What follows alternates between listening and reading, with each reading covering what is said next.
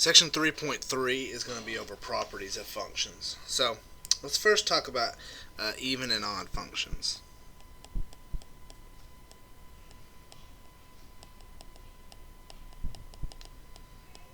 Okay, so given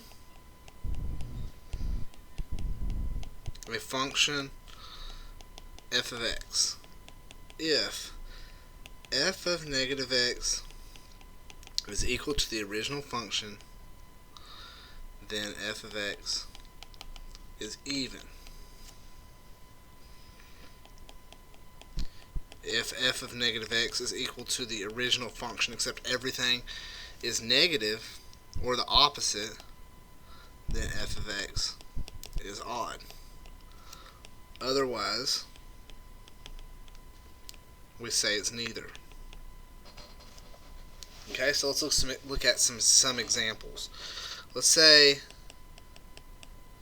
I have f of x is equal to 3x squared plus 1. Well, this process is always the same. We want to do f of negative x. Well, if I have a negative number, like negative x squared, when you square that, the negative is going to cancel, which ends up being the same thing. That is, the negatives cancel, ends up just being x squared. So this guy is f of x. So if we look back up here, if we plug in a negative x and we get the original function back, we say this guy is even. Let's look at another example. Say I have 2x to the third minus x. Again, same process. Plug in a negative x. So just like my evaluation up there, or my investigation up there, if I plug in a negative x, I get that. Two of those negatives are going to cancel out. So I end up with negative x cubed. So this is negative 2x cubed plus x, which you can see is the same thing as f of x, except everything has the sign changed in it. And so if that's the case, if you look back up here, this guy's odd. Look at another example. Let's say h of x is 2x squared minus x. If I do h of negative x, that's 2 times negative x squared minus a negative x. Same as before, this is 2x squared, but this becomes plus x. This is not equal, excuse me.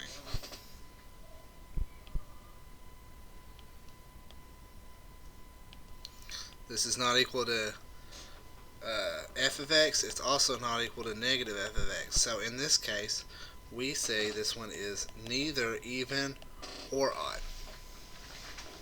Okay? Now when it comes to the graph of these guys, even functions are symmetrical about the y-axis. Odd functions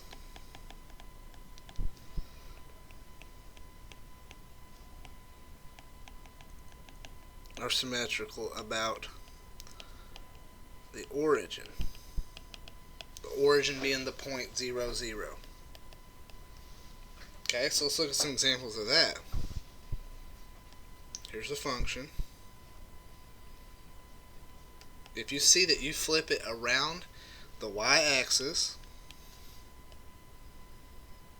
go around a little circle here, you see it's going to be the same thing. Okay, so by the definition of an even function, if it's symmetrical about the y-axis, it is even. Let's look at this guy. Okay. If I say flip it around the y-axis, it's not symmetrical. Well, if I say I want to flip it around the origin, by the definition of odd function, that means I got to flip over this way and flip over this way. If you do that, you see it ends up not looking like it either. So this guy is neither. Okay, let's look at an example that one that is symmetrical around the origin.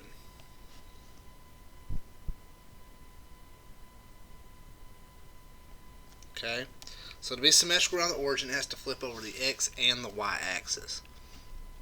If I flip over the y-axis, it looks like that.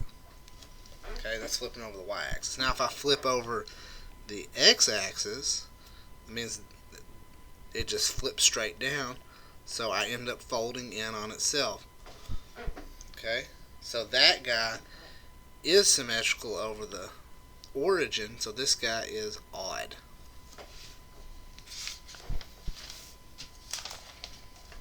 Okay.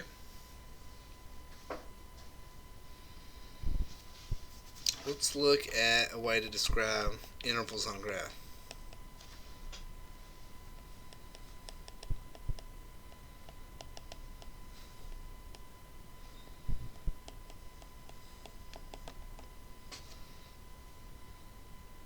Let's say I have a graph here, and it does a couple different things.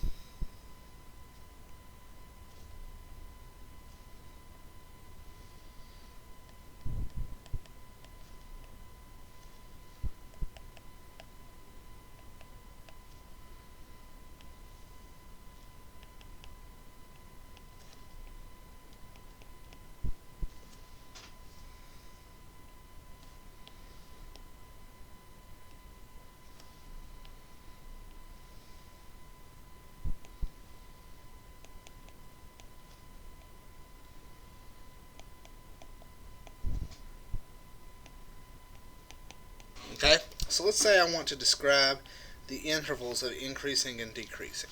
So let's look at our first, going from left to right, our very first interval. From -5 to -3, this guy decreases.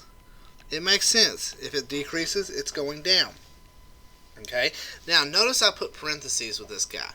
If something is, say, directly at that point, it's neither going up nor down.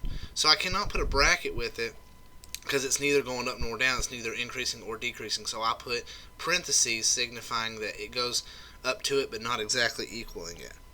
Okay, now let's work our way across here. From -3 all the way up to 1, we increase. What about from 1 to 5? Is it increasing or decreasing? It's nothing. So what we say on that interval is it is a constant. And then from 5 down to 7, we decrease. Okay? And the last thing we're going to talk about is maximum and minimum values. Okay, so if I look at a graph, say it looks like this. Maximum and minimum values is going to be the highest point in a local area. So this guy is the highest point in its local area, and this guy is the lowest point in its local area. If it's the highest point, we say that's a max, and if it's the lowest point, we say it's a min. Well, if we have a graph, they're fairly easy to see because usually they're labeled. Okay, let's say this one is here and there. So it looks like it's at -3, 4. That's going to be a max value.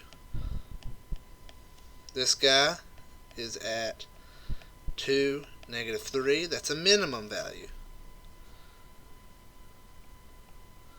This one is at, let's say it's 6, 4. That's a maximum value. Okay, so let us say we are given a function and it's not graphed and it's not as easy to see. Let's say we have f of x equals 6x to the third plus 4x squared minus 5x. Okay?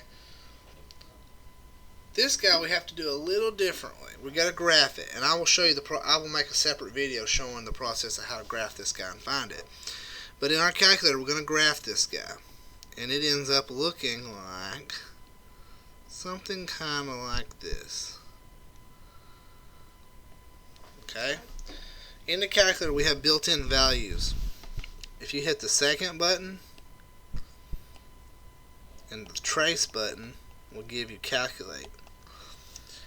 And on calculate, you will choose max if you want to find one of these high points, and you will choose minimum if you want to pick one of these low points. Okay, so for instance, like I said, I can't show it because I don't have a calculator pulled up. If you say you want to find this guy over here and you choose maximum, okay, it's going to ask you for a left bound and a right bound. So you'll take your little arrow that scrolls across there, and you're going to scroll up till it's to the left and hit enter. Then it's going to ask you for a right. You're going to scroll your little arrow till it's to the right of my highest point, and then hit enter, and then hit enter again, and it will find this value. It will approximate that maximum point. If you're going to find this guy down here, you're going to need to use minimum, and same thing. We need to get to the left, to the right, and then hit enter, and it'll approximate that for you. That's how you do that. And that's all for this lesson.